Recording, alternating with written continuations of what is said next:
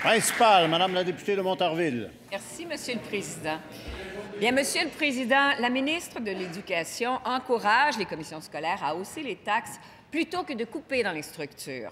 Pour la ministre, les commissions scolaires sont des gouvernements autonomes. D'ailleurs, 10 commissions scolaires ont déjà annoncé qu'elles allaient augmenter les taxes.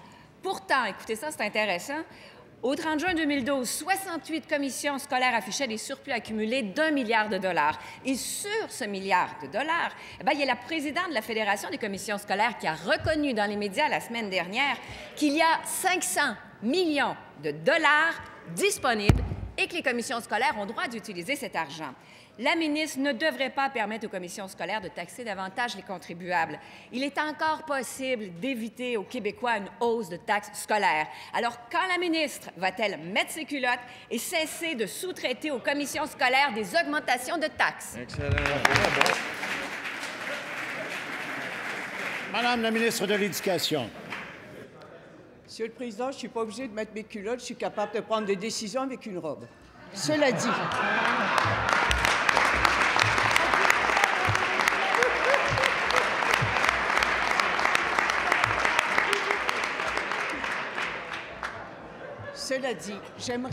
j'aimerais revenir sérieusement, Monsieur le Président, à ce dont nous parlons aujourd'hui.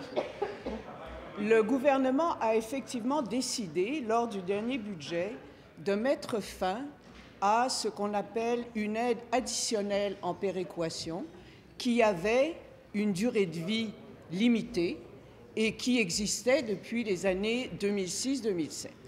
Pourquoi a-t-on fait ça? Parce que, de fait, la situation qui, à l'époque, devait permettre d'absorber un choc immobilier en était arrivée à faire que les commissions scolaires dans les régions les plus riches avaient une taxation beaucoup moindre que dans les régions les plus pauvres. Ce que nous avons dit aux commissions scolaires, c'est nous avons besoin de récupérer effectivement ces sommes d'argent. Nous mettons fin à l'aide additionnelle.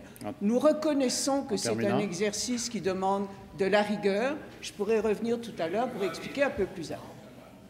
Première complémentaire, Madame la députée de Montarville. Oui, merci, Monsieur le Président. Eh bien, la ministre pourrait s'inspirer de la sagesse de son collègue ministre du Tourisme et député de Matapédia, qui est contre la hausse des taxes scolaires dans sa région. Et là, je vais vous le citer, vous permettez. Il dit augmenter la taxe scolaire devait être la dernière option. Je souhaite qu'on nous explique comment on en est arrivé là. Il est clair que les gens sont insatisfaits. Faites la citation. Alors, est-ce que la ministre peut écouter son collègue et empêcher les commissions scolaires de refiler la facture aux contribuables? Excellent. Madame la ministre de l'Éducation.